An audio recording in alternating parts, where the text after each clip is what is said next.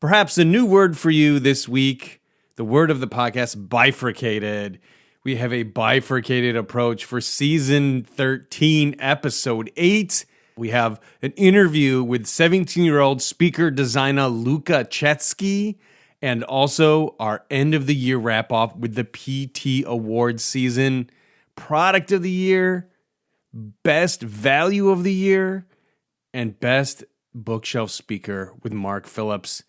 So we kick things off with Lucca, a very interesting young man. I love to hear his perspective we have not had on the podcast before. He is the youngest at 17 years old we've ever had on the show, so we're honored to have him. And then, as a follow-up to last week's episode where we kind of introduced all the great stuff from the Buyer's Guide, the PT.Audio Awards continues. So stay tuned for that after the interview from Lucca. As we say, and we haven't said it quite some time, on with the show. Here we go. Today's episode is brought to you by Pass Labs. For over 3 decades, Pass Labs has delivered unparalleled sound quality. Solid-state amplifiers designed by legendary engineer Nelson Pass and preamplifiers designed by Wayne Colburn come together to bring warmth and transparency to your audio experience. Handcrafted with precision and passion in the U.S., our world-class service department is here to ensure your Pass Labs products bring you joy for years to come. Listen with Pass Labs and discover your music like never before. Today's episode is brought to you by SVS. SVS is a favorite of the Occasional Podcast based on the class-leading performance of its acclaimed speakers and subwoofers. All backed by expert support and generous owner benefits. SVS is currently running its biggest sale of the year with the lowest prices ever on many of its most popular speakers and subwoofers. Learn more at svsound.com. That's S as in speaker, V as in volume, sound.com. Today's episode is also brought to you by Wharfedale. For nearly a century, Wharfedale has defined the classic British sound, natural, musical, and effortlessly enjoyable. Nowhere is that heritage more alive than in the Linton and Super Linton. Their warm, inviting presentation, timeless cabinet design, and honest musicality capture everything Wharfedale has stood for since the beginning. What makes the Linton family so special isn't just the engineering, it's the philosophy behind it. These speakers deliver the kind of full-body, room-filling performance you'd expect from far more expensive designs, staying true to Wharfedale's belief that great sound should be within reach of every music lover. And right now is the best time to bring them home. Through January 15th, Linton and Super Linton purchases include the matching stands free of charge. Heritage, craftsmanship, and real value. That's the Wharfedale way. Discover the Linton and Super Linton at wharfedaleusa.com. Hey everybody, thank you so much for joining us. At the last show, there was a bit of a buzz going around a new young designer, because in this hobby, we love young people, wouldn't you believe? We cling to them like the lifeblood of, please save us, please save high end. And there was a really good sounding speaker by Lucca Chesky, who's with us today, and I'm excited to interview him. The youngest guy I've ever had on the show. How you doing today, man? I'm doing well, yeah. Thanks for having me. And we're actually recording this at an audio show. I'm in his listening room, so the sounds... You guys did a great job of draping, by the way. Thank you. It looks phenomenal. Took a second, but we got it done. Yeah, you know people go the extra effort when they do full drape to all the walls, because it looks just like... Of course, being in a hotel room, the sound's not the best. So that's always a big challenge, especially if you're not using any room correction. Yeah. But I also think it's a nice, it's a visual aspect. When you walk into a room, you don't really want to see like a broken down hotel room. So when everything's draped up, I think it helps a little bit. It looks nice.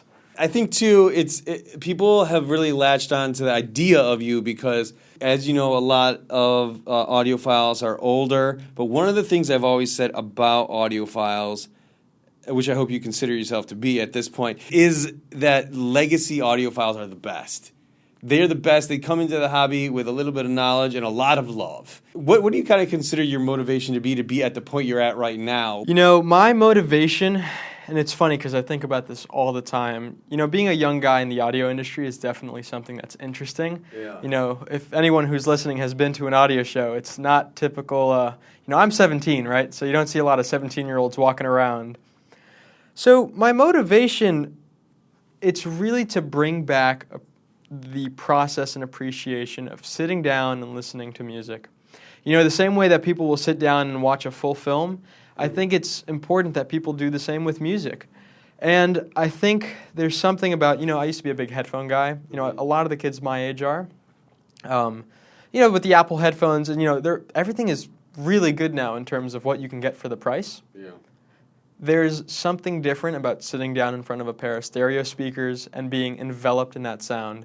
And I think that's one thing that not a lot of kids my age have, also in their households don't have. And not necessarily we're talking about these crazy systems, you know, even like a system priced at my price point. We're talking just like speakers in general. Unless it's like some sound bar under the TV, there's not a lot of sound systems in people's houses anymore. Yeah.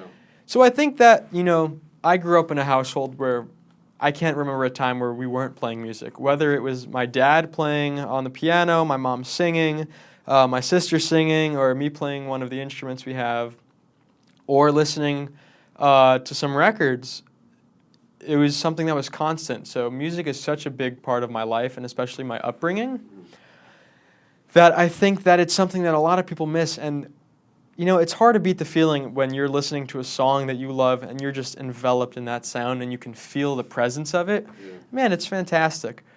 So I really want to bring that back, and I think, you know, I don't know a single one of my friends that would come to one of these shows and be bored. Mm-hmm. They just don't know about it yet. Yeah. So I think if we can push for a younger crowd, you know, they're not going to show up and not like it. There's some really cool stuff here. The goal is really just to bring a new whole generation into this whole hobby that we all love. I 100% agree. Education of what we do here, what we're about, is so important because a lot of people would love it if they just understood. That was part of my journey too. You know, as I came into it, I was just like, I just had this burning curiosity as like, what does better sound actually sound like? I think people get a taste of it at the movie theater sometime where they're like, wow, this feels more real or more impactful in this kind of thing. But really, the big question for a lot of people is overcoming that hurdle of like, what the heck we're doing here.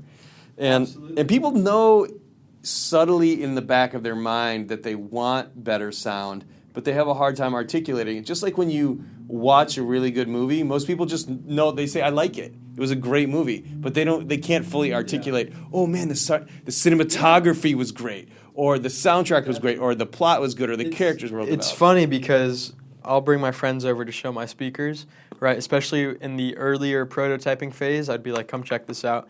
And you know, at my house, we have a pair of quad ESL 57s, which to me, that's my reference. That's what something should sound like. I mean, it's about as revealing as it gets. But anyways, yeah, we have the ESL 57s and 2 Rel subwoofers. I don't remember the model. It's funny because I'll play a track that my friends know on the stereo system, whether it's my system or my dad's, and their jaws hit the floor. Because this is something that a lot of people haven't heard, and when they hear it, it's impossible to go back. Right. You know, it's like if you drive like an old car and then you drive once in a Ferrari, you're always going to want the Ferrari, right? Audio doesn't have to be expensive. That's the biggest goal with what I'm doing. You go to these audio shows, and man, don't get me wrong, there's some really cool stuff. You know, I spend a lot of my time at the shows in the MBL room. Man, I was there till like 1 in the morning last night.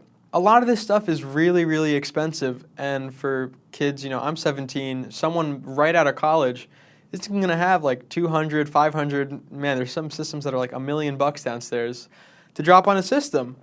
And I don't think the gap of great quality for sound should be that. I think you should be able to get astonishing sound, great performance for a really realistic price. And I think the LC1s really embody that well, and especially here at the show, you know, this is my first time using the Cambridge stuff, but you know, that integrated amp, which is what we're running, is $2,200, and that will run straight from a computer. That is probably one of the best amps I've ever used with my system. Like at Capitol, I was using the Mytek GANFET amplifier, and don't get me wrong, that amplifier is fantastic. but it's a little bit out of the price range of the LC1s. You know, it's a $10,000 amp with a $1,000 speaker. This is like $2,200, so pretty much like ballpark $3,000. You have a full system that sounds incredible.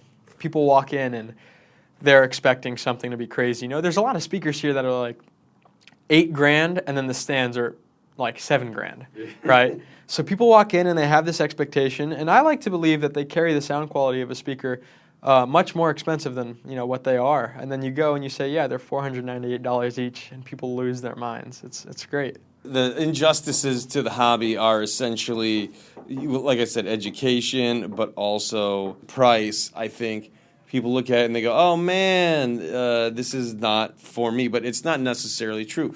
There are great finds to be had. And I think, too, that the hobby evolved with the people. So yeah, as people got older, yeah. Yeah, as people got older, their wallets got bigger, and they could afford this stuff, and it supplement the market and become like this cyclical thing. Yeah, that's a good way to put it. But with time, we need to come back kind of to the roots. We need to go back a generation. Yeah. My question for you ultimately is, what do you think from your perspective is ultimately the barrier? Why don't we see more kids your age? I know why you like it. I know why you're here. But the friends that you meet, what do you think about the current status of teenagers and maybe late 20s? Why don't we see more of them at the audio shows in your mind? I think it's really one reason because, all my friends love music. Everybody listens to music. Is that people just don't know about it. It's something that I don't know how or where it happened, but one of the reasons is many, many years ago, this is way before I was born, one of the main forms of entertainment was you'd put on a record and listen, right? And now with the digital era and watching TV and stuff like that, I think it really got a strong point there probably in the 2000s, and then, hi-fi became a little less popular. While, it's great when you have a good hi-fi system with a good TV. Yeah, that's nice. Purely think that it's just that the high-end market and being an audiophile is something that's not really pushed towards younger kids. It's something that kind of, like you said, grew up with the people doing it, and it stayed in that age range. What do you consider to be like, for your peer group, to be like the top 3 things that you look to for entertainment? You're like, all right, I got X amount of time. What are like the 3 top things? Maybe not your personal, but you and your friends, or what people talk about. What do they do for entertainment, like top 3? I'll give you the top one, and it's on the phone, either Instagram Reels or TikTok. Yeah, that'll, I'll find myself doing that sometimes too, you open your phone and then like 2 hours went by. And social media is, I would say, the biggest one. Mm-hmm. Films are a big one too, but can I be honest, I don't think, I have 1 or 2 friends maybe that would do it, but I don't have many friends that will sit down and pass time just listening to music. Right. If they're working out, if they're doing homework, if they're, they'll put it on in the background, but they're not sitting down and paying attention and seeing, okay, what is this artist thinking? What are they doing? It's something that not a lot of kids my age do. Now, I don't think that's because they don't like the music. I have friends that are diehard music fans that know about every lyric to every song. I have a friend who's really into Bruce Springsteen, and yeah, he could name every lyric to every song. I also think the convenience of headphones. You need some space with speakers. Headphones you pop on whenever. No one hears what you're listening to. But it's hard to go back once you've sat down and listened to it. So I purely think the reason why, people don't see it is because it's just not pushed enough. Are you aware of any group of friends your age that get together to listen to music? Do you guys do anything together communally? With music? I mean, or what? I guess the better question is, what do you do communally when you get together? Oh man, when we get together, it's mainly like you're going over to someone's house, just maybe playing video games or playing cards or something like that. Yeah. But I have to say, I come from New York. I go to an arts high school right now. One thing that a lot of people do is we'll come together and make music, not listen to it, but that's another thing that I think is really fun. But it's interesting because as we're getting older, and I say getting older, I'm 17, not that much older, but pretty close to the grave, my friend. 1 foot in the grave there. Yeah. But as time moves on, it's funny. I see my friends settle down a little bit more, and a lot of them are starting to move towards vinyl, which is something that I think will bring younger people in, because if you ask me, I like digital downloads. If we're talking quality, you cannot beat that. It's been proven. But people like the experience. If you're going to sit down to listen to music, a lot of people, it's nice to have something that sounds really good, but people want to experience it. And there's no better way to do that than vinyl. The process of, you pick your record, you put it on the plate, it starts spinning, you put the needle down, you hear the static for a little bit. People are really into that, and it's becoming such an aesthetic now that, I have a friend that recently just purchased a turntable with 2 speakers, and he's listening all day. He's buying records like crazy. And I didn't expect this kid to do this. So when I saw that he did, there was a part of me that goes, okay, so people are going to catch on. Because, one person does it, and then the friend goes over to the kids, people go over, and they're like, oh, wow, I want one. And then from there, maybe a year later, he's like, okay, I like my stuff. I want it to sound a little better. And then that's when you fall into the rabbit hole of being an audiophile. Yeah, looking back for me, it always surprised me the impact that friends have on your music, your love of music. Dude, have you heard this? It's great. Or, like you said, being obsessed about a particular thing. The sharing of music together, I think, is one of humanity's most interesting aspects, where it brings people together on a way, and obviously we always talk about being on an emotional level, brings us together. But if you ever see the movie SLC Punk, have you seen that movie? I have not. Basically, very shortly at the end of the movie, he admits that his love of their musical genre is essentially because of his friends and the friendship through it. So they had they're punks. They're into punk, and they're just so it was a huge impact on his relationship to the music, which I thought was a very interesting kind of point that I don't think people think about as much. No, I completely agree. I can only express how much my music taste has changed since meeting new friends, being in different friend groups. From middle school, it was the rappers of that time was everyone loved that. Mm-hmm. And then in high school, I would say my music taste really flourished, and I would say it became a lot better. But I met a lot of friends, and everyone's really into classic rock and a lot of indie rock. Some people love metal, alternative stuff. How's 90s music doing these days? It's doing well. My friend who got the turntable with 2 speakers is a huge 90s rap guy. He loves Tupac and Biggie and... oh my God, I'm forgetting the name, Nas. Mm-hmm. So he's really into that. It's great because, everyone has their own little style, and then everyone comes together and they're like, did you hear this song? You should check this out. Which is really why I think people would love this because, and this is another thing, which is kind of what I like about the LC1 speakers, is that I think, because a lot of people, they think of high-end audio, it's like a singular thing. You sit down in one point on a couch to listen to music. I completely disagree with how that should be the way that music is interpreted. I think music should be shared. Music should be danced to. And I think, while the LC ones sound great at their focal point, they sound great from, a wide range of where you are in the room.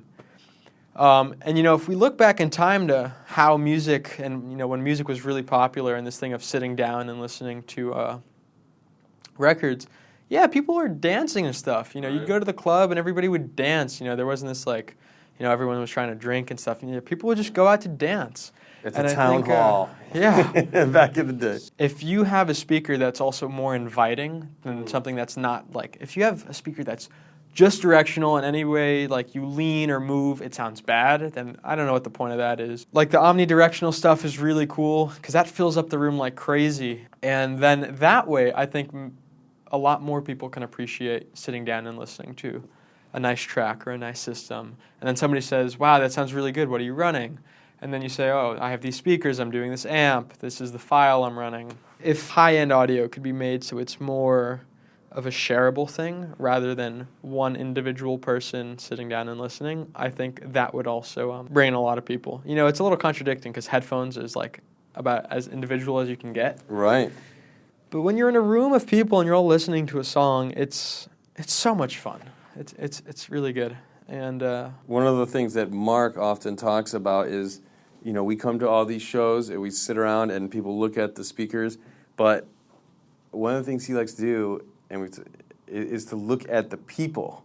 So you have a chance from your vantage point where you're sitting, but you can see their reactions. It's quite it tells a lot about the thing, more than the speakers ever were staring at the speakers will. Their reactions, and I've seen a couple dudes cry. I've seen some people like just start yelling at the end of a song, and so things happen. But I just think that it is kind of about a communal feeling, and there's something special to that. It's really funny, especially because if anyone who's watching has ever seen the LC1 or gets a pair of the LC1s, you guys will notice they're really tiny speakers. Yeah. And then it's funny, I have this Dune soundtrack from the Dune 2 film, and it'll be like a full room, and people will just walk in, and you play that track, and people's jaws hit the floor. And they're like, because, we have curtains up, they're like, okay, where are the subs at? Yeah. What's behind the curtain?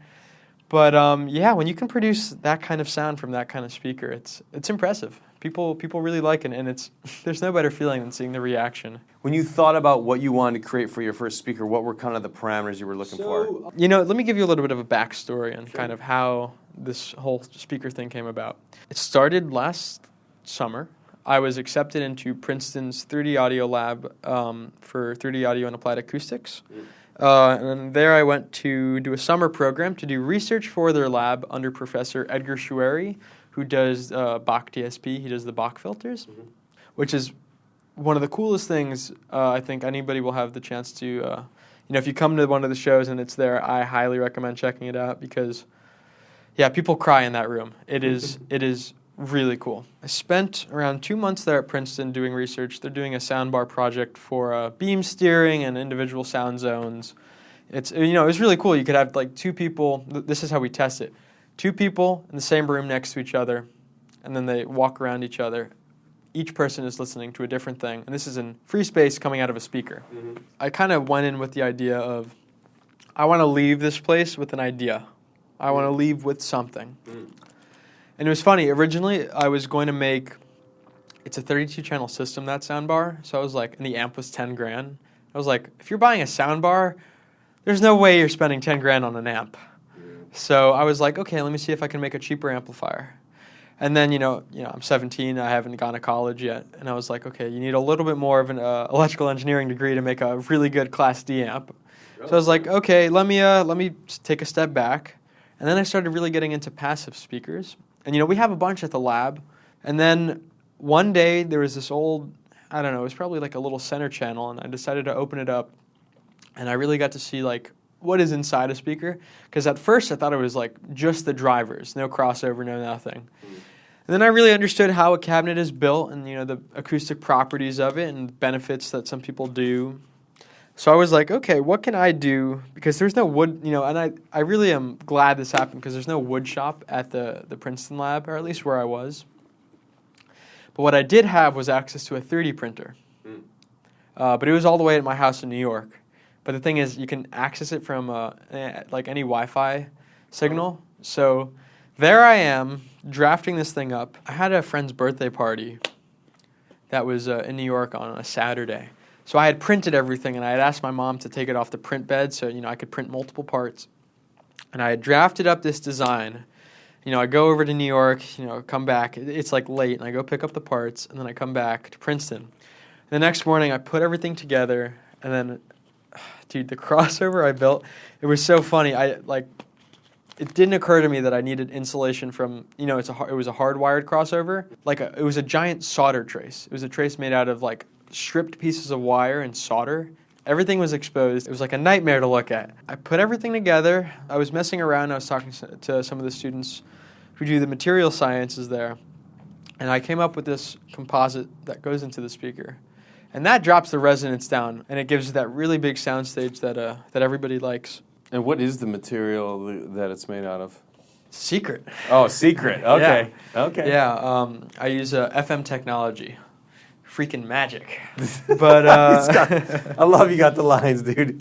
So you got it all in the pocket, ready to go. I love it. I went and built up Mark 1. We had no conventional amplifier, so I picked up I think it was a little WIM amp that I had in my house. Brought it back, and I plugged it in, and I played, it was the song Ellen, and I remember it because it's like the most nostalgic thing now every time I hear it, and I play it on this system, and I think, wow, I've gotten so far. I can't describe to you the feeling I had when I hit play and this thing that I just built is creating sound, and like, not terrible sound. I thought the first time it was going to be all distorted and bad and whatever, but it was good. It was really good.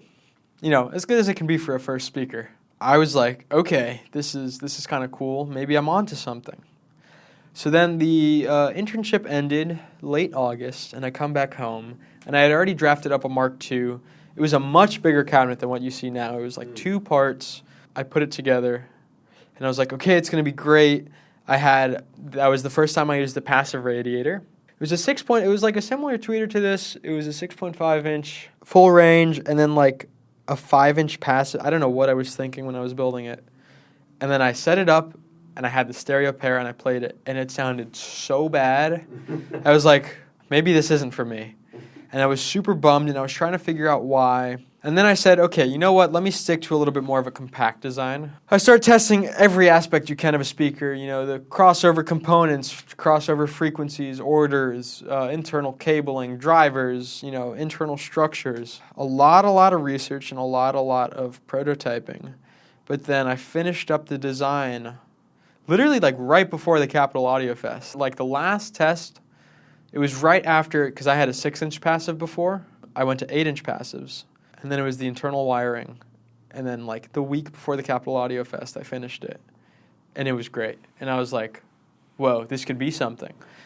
So I was going to the Capitol Audio Fest originally as just like to kind of get my feet wet to see how people would react to it. I didn't expect for it to, it kind of blew up and I got way more orders than I thought I could handle. It became like a hit. It helps being raised in a household where you're always hearing live music. I know what music sounds like. Like if you play a piano, like I know how it's supposed to sound. I know what good sound is, which is something that I think you have a lot of speakers here that, are really cool, but they don't sound great. And then the worst part is that they're super, super expensive. Do you think that there's any difference in the preference that your friends have in the tonality for the music they listen to than maybe other people? Because do they like more bass? Do they like a specific thing? There's been a lot of ink spilled on. With my friends, you can make a speaker with like no tweeter, and they would love it. They want bass, they want deep bass, and they want punchy bass. They don't want this because you could have like really mushy, like punchy, not great bass, or you could have really nice rounded off low frequency bass. But they want that, are you familiar with like Playboy Cardi?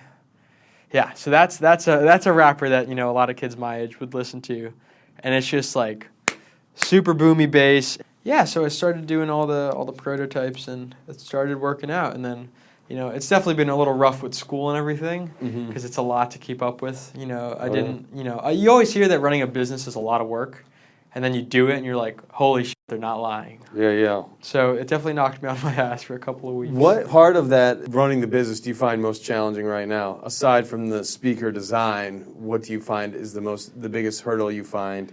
There is, in the business? I don't know if I would call it a hurdle, but it's something a lot of people, I think, don't fully grasp. There's no vacation. There's no, okay, I'm going to stop for 2 days. You have to always be on top of your shit. You're always replying to emails, replying to calls. Sure, maybe if you reach a stage where you have a whole crew doing it for you, but just starting up, yeah, I remember I'd wake up super early to just get back on emails. And good customer service, in my opinion, especially starting out, is super important. If somebody had some question, I would get back within 30 minutes at the maximum. But yeah, it is a lot of work to keep up with. But it's worth it. I really like it. It's always been a dream of mine to have some kind of tech company.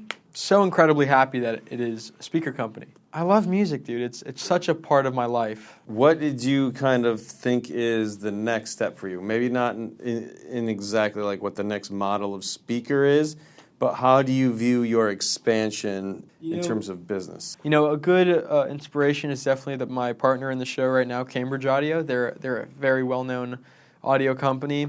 I want to be able to make something that everybody will have in their homes, but will sound good. Whether it's maybe in the future a soundbar that really will be that good, that will give you the same kind of effect as a stereo system. While I'm always going to love my two speakers. Being able to provide something that is well designed and sounds good for a good price is my goal.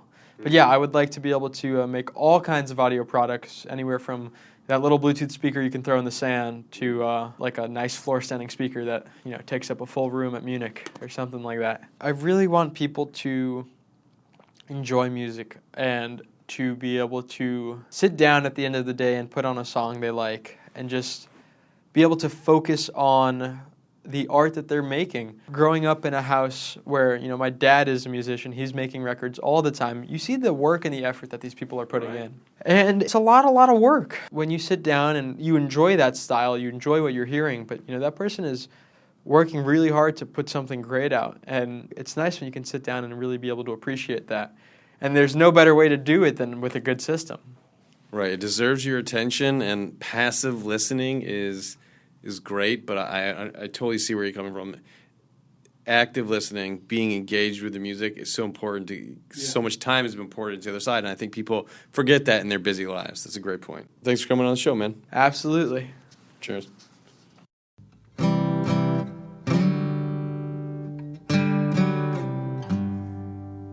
This episode of the Occasional Podcast is brought to you by AudioQuest. All AudioQuest products, from the company's most modest parts to its most ambitious works of art, are thoughtfully designed to deliver outstanding performance and exceptional value, regardless of price. No matter how little or how much you invest, AudioQuest is made for you. Explore AudioQuest's award-winning cables, power products, and accessories at audioquest.com. Tired of audio reviews that sound like they were written by robots? Us too. For the last 15 years, Part-Time Audiophile has been an open revolt against boring.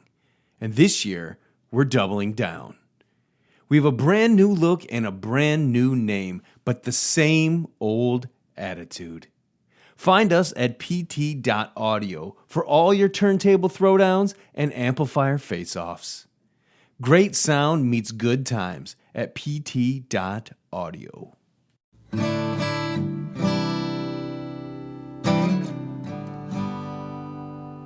You've reached Mark and Brian on the Occasional Podcast once again for our year-end roundup 2025 Best Value Award from pt.audio, the 2025 MP Award for the Best Bookshelf Speaker, and the Grand Master of them all, the Award of Awards. Skip the Oscars, skip the Grammys, come on down to Audio Town and celebrate the 2025 Product of the Year Award. With me, as often, I would say with me on the occasionally on the occasional, is the editor-in-chief of pt.audio, the gentleman that AI claims maintains the everyman enthusiast vibe despite decades of experience, Mark freaking Phillips. How are you today, my friend? Are you going to say that every time? I'm just going to be like, shucks. That's all I have to say to that. I'm hype fine, man, dude. I'm the hype man, dude. I'm just here. You're the hype man. Pumped. Perhaps you should not believe the hype, but that's right. I'm the one that when you put my name into AI, it just says who? That guy, that dude. Please, that man, that gentleman. So, Mark, on the show, we talk about a lot of expensive gear because I think a lot of times we are focused on the best sounding stuff out there, and that's kind of lends itself intrinsically into a really expensive gear. But we also listen to a lot of gear in general, and I wanted to kind of get your take on maybe what the best budget stuff was this year, and then let us know what you felt was like the best value regardless of price, right? So the best value doesn't mean the cheapest. It means the best value for the dollar. How did this category kind of shake out for you this year? We have been trying to move upscale over the last few years. And I hate to say it's all because I finally have the big room where I can put anything I want in it, but that's part of it. But the fact that our readers actually like it. So as we move more upscale, we kind of leave some people behind. And they're the ones that every time we review something really expensive, they have to complain about the price, despite the fact that they've never heard this thing.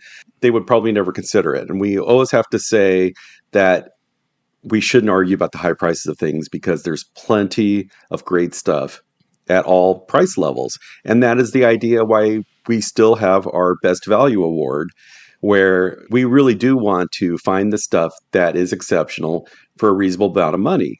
And it has to do with the idea of value isn't cheap. It isn't affordable. It means you're really getting your money's worth. And that's something we had to kind of define last year, because people say, oh, your best value is a $8,000 this or a $10,000 that. It's like, well, because it makes all the others at that same price point irrelevant. And that's the idea of value as well. So, Mark, give me the scoop on the 9 nominees and then the winner for Best Value of the Year. I'm going alphabetically, by the way, but this actually is something that I reviewed at the very beginning of the year, so it qualifies. But it's the Audio by Van Alstyne NP1 power amplifier. Unfortunately, we all know that Frank Van Alstyne, he passed away earlier this year, and this was the last new product that he had actually released. All it was his entry-level power amplifier, stereo power amplifier, 55 watts per channel, a real simple $1,199. And that's not a special introductory price. That is the regular price. You look at his list, he's kept his prices the same over years. And the fact is that I had this little amp in my system when a lot of very expensive stuff was flowing in and out of it. And not once did I say, oh, well, it dropped down a little bit because I used a $1,200 power amplifier. It was kind of like a few years ago when we all went nuts for those Van Alstyne monoblocks that finally won the Best Value of the Year, back in 2020 or 2021. These are real basic amps that really sound fantastic. They're not warm. They're a little detailed, a little lean overall, and that's coming from me, a 300B guy. But man, do they get all the detail right. And they're just enjoyable. And so I have heard that Van Alstyne does have somebody new as a designer and to keep the brand going, and I'm really happy about that. This was Frank's final product that he released upon the world. It's a killer one, and I really enjoyed it. Okay, so the next one would be one of 2 turntables I reviewed this year, but this one was the Fender and MoFi American Vintage turntable, and it comes with arm and cartridge for $3,999. And like I said, I did it because it was cool, looked pretty, took a few pictures of it. Didn't know I was going to spend as much time with it as I did. And the longer I used it, the more I really just appreciated what you get for $4,000. The cartridge is fantastic. The table is exceptionally easy to set up. What's great about this turntable is that it is both plug and play and at a higher level than most other plug and plays are. If you are an audiophile who doesn't want to get into how to set up turntables properly and just wants something they can buy and set up and it has excellent sound quality, it's this one, the American Vintage from Fender and MoFi. Okay, the next one, if everything gets too expensive in high-end audio, that it leaves behind so many people that that are young, they don't make a lot of money, but they still want to get involved in this hobby. But Gary Coe of Genesis Advanced Technologies, who is known for making 4-tower, $650,000 speaker systems, he really wanted to give something to the people who can't afford his big models. And that's when he came up with the G7 lineup. And these are Genesis quality speakers, Genesis quality designs that are made in a way that's sustainable and cost effective. For instance, we all know about bamboo cabinets being a great way to keep down the prices of manufacturing, and it sounds pretty good when you make enclosures out of them. So I reviewed his smallest speaker, the Genesis G7 Minuet, and these are just under $10,000 a pair. They're just simply beautiful. I mean, it's still a lot of money. Gary, he didn't want to put his name on something that wasn't up to his standards, but the very idea that you can get a $10,000 speaker that meets Gary Coe's just unbelievably high standards. I really, really enjoyed these speakers a lot. And I was able to put them once again, into some very expensive systems, and they grew with the system. They sounded just as good. They were not the weak link at any time. Here's something where I really had to think about whether it belonged in Product of the Year or Best Value, because you could make an argument for both directions. And this is the Conus Audio Integrale 2000 integrated amplifier. And It's $4,795 for this integrated. It's a tiny box. It's 6.7 pounds. It has 33 watts per channel. It's not Class D, it's Class AB. It has NOS parts inside of it. 33 watts per channel. It only has 2 inputs, no remote control, simple toggle switch on the front. It is bare bones, minimalist. And for that, you might say, $4,795 for this? Ugh. And then you sit down, you listen to it, and you go, really? This is just $4,795. So that's why I wanted to make sure that everybody understood that value quotient once again, where it is very much about what does it sound like? What does it give you for the money? Close your eyes. Don't think about the features.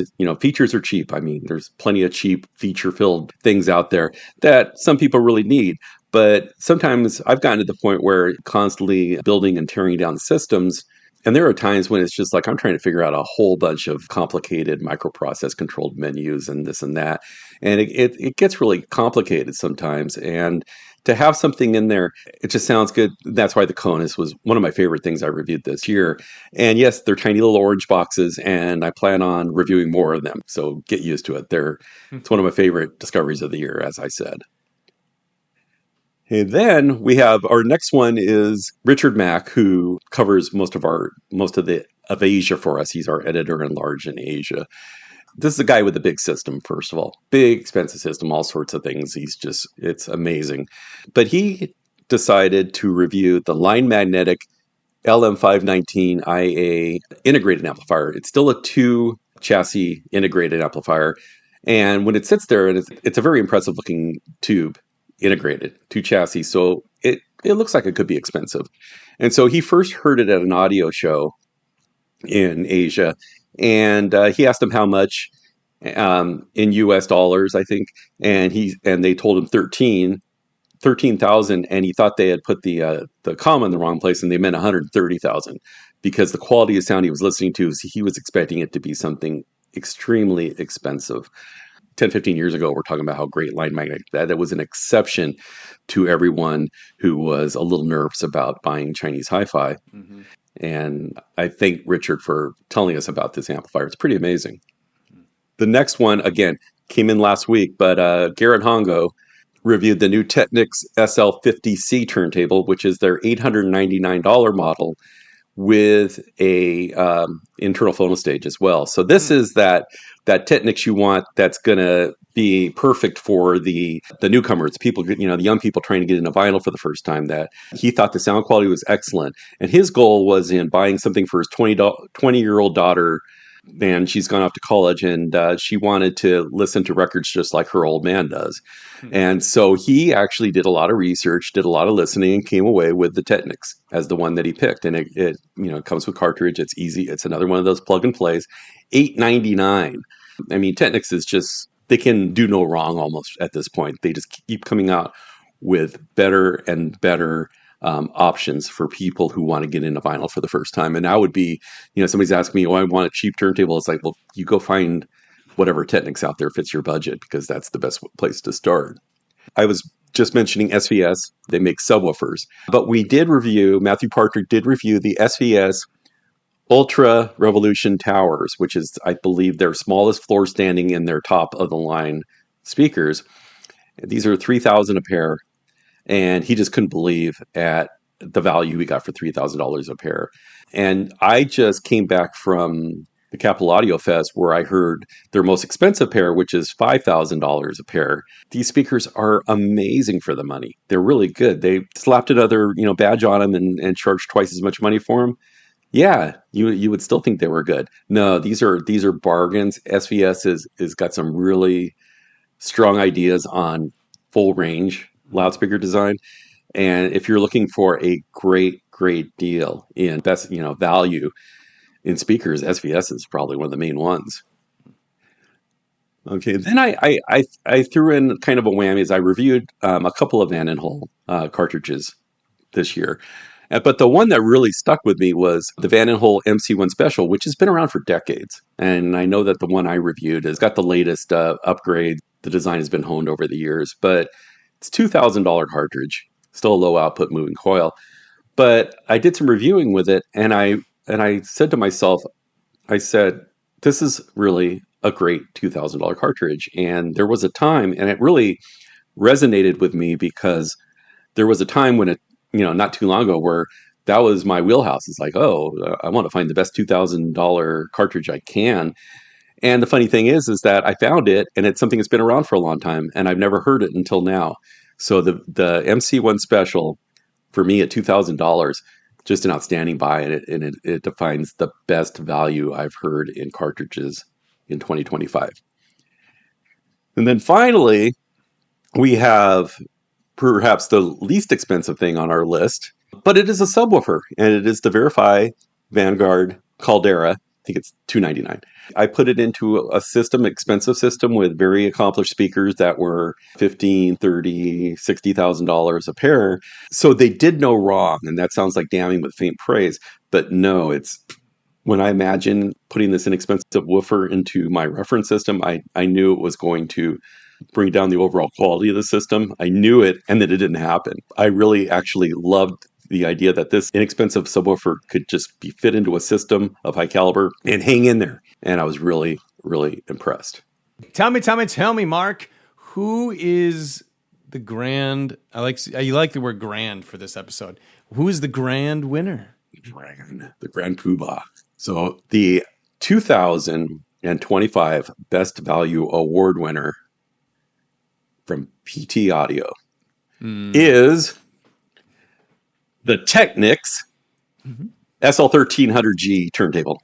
Okay, so if you know anything about the Technics turntables are now coming out with something called the Delta Sigma drive, and I originally thought it was a new direct drive system as much as it's just a new design that incorporates numerous noise controlling processes that haven't been used with the company for now, and there are some key innovations to it. But basically, the Delta Sigma, they released the SL1300G, and that kind of puts it over the SL1200G. So what's happening with the SL1200G?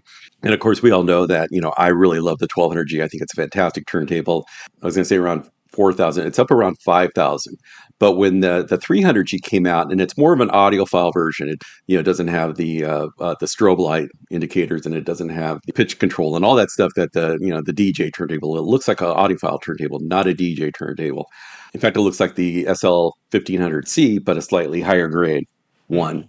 And so the thing about this turntable, though, is that its main claim to fame is that it has this new Delta Sigma drive kind of approach by Technics, which, for my money, it gave me slightly different but just as good of sound as with the 1200G.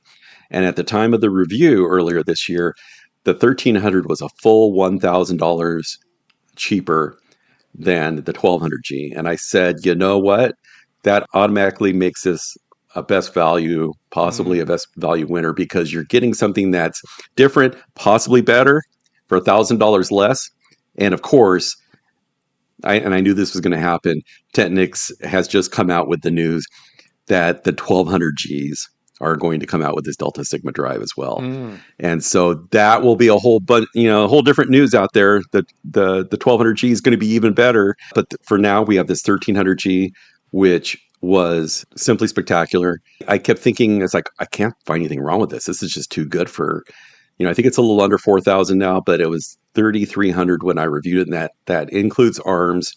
And I put some expensive cartridges on it, and I put some expensive phono stages on it, and it just didn't slow down. It's an amazing turntable at this price range. One of the categories that's near and dear to our hearts, Mark and I, we talk about all the time, bookshelf speakers. The MP Award, which, believe it or not, if you were to wear, stands for the Mark Phillips Award for his favorite category, for his favorite bookshelf speaker. Who is the grand winner of the MP Award this year?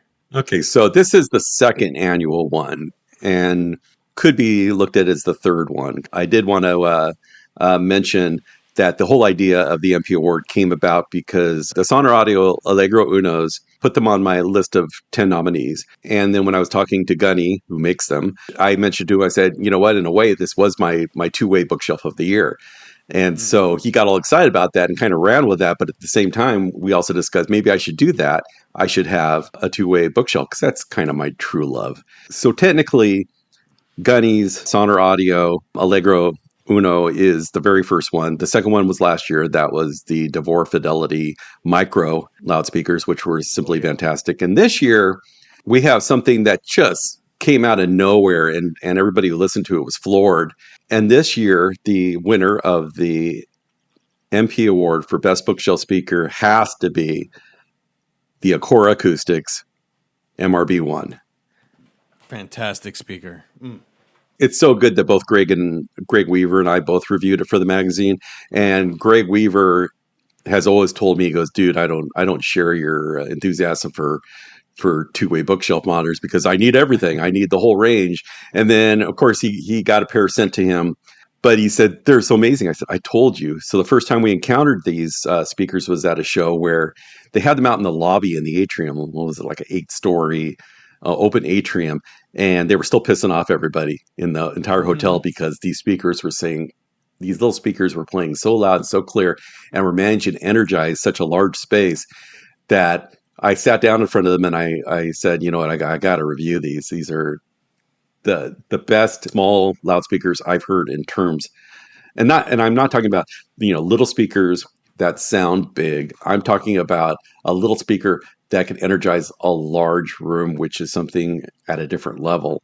And very few speakers do that in a convincing way. These do.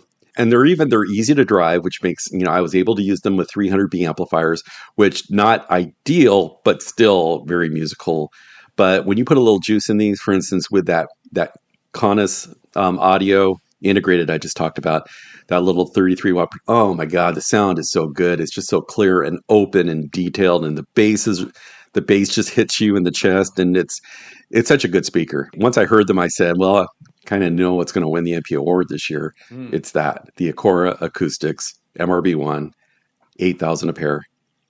If you love two ways, you got to hear this thing. I was there at Capital Audio Fest when we first heard them, and I was also just blown away. You know what other brand that reminds me of when you're talking about not just big sound for a small speaker, but the QLNs also impressed me that way. Way back in the day, I reviewed a couple of QLNs that kind of left me with that same impression. Just like they sound like full size speakers, not something that's easily achieved with a smaller footprint, obviously. So, yes, I concur, says Brian Hunter, as I talk about myself in the third person. And that just leaves us with for product of the year. Product of the year. 2025. The 2025 product of the year. Which is Before we do this. Oh yeah. Before we do this, I would like to hear AI's version of my choice. Not really. We're asking AI, what would Mark Phillips choose as audiophile product of the year? Here it comes. It actually says the Audio Note UK Menshu Photo Tonmeister Silver integrated. Not a bad guess. My happiest discoveries of the year. But that was one of the recommended components this year, was it not? No, because it's the middle one that I've only heard it at shows. And so it would have to either pick the Tonmeister, which is, I did review it, or the Kapellmeister, which I've been raving about, which is the top of the line one that I heard over in England. But the Concertmeister has only been played at shows, but it was played at the Capital Audio Fest, and I did really love that room.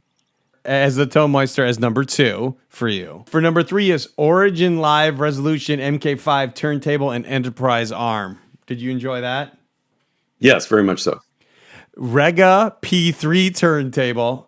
That's like an older one, but I own one back in the 90s, so the Technics SL 1500C turntable.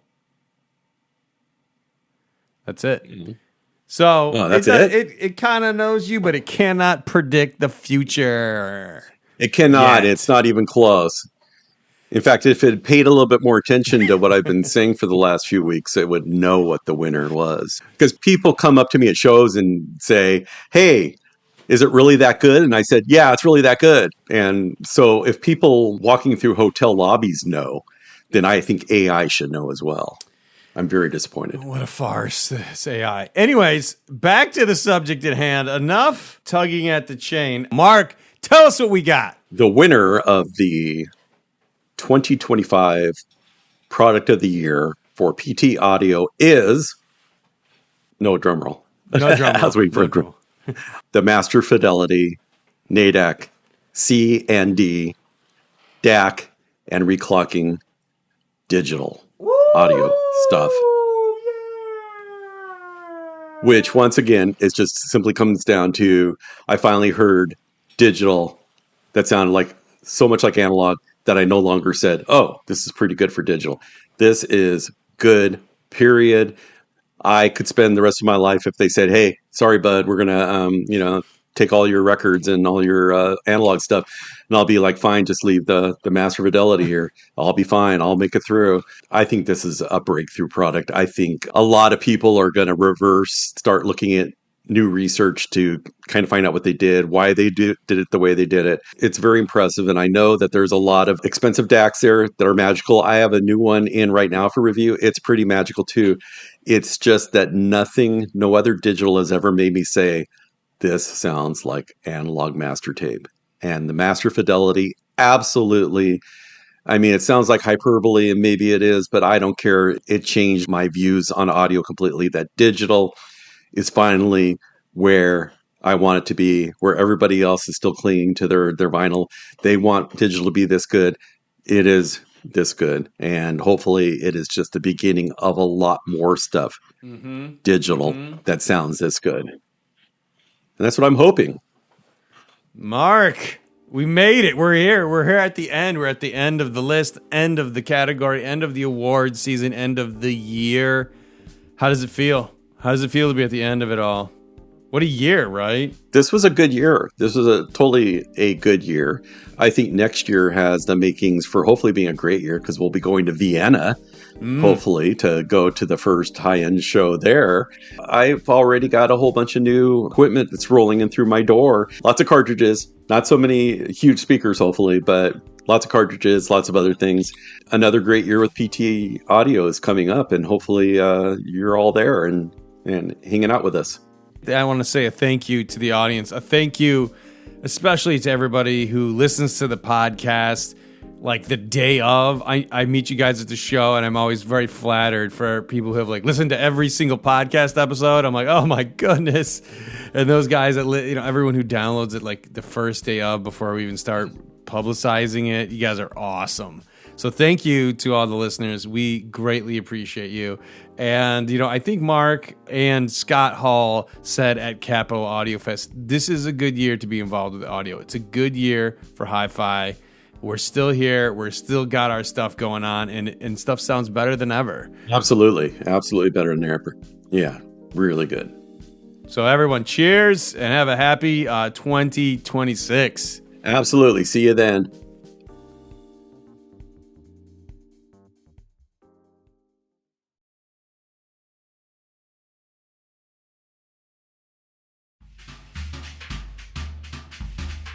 The Occasional Podcast is a production of the Part-Time Audiophile Network, which includes parttimeaudiophile.com, The Occasional Magazine, the PTA Newsletter, and Audiohead.com.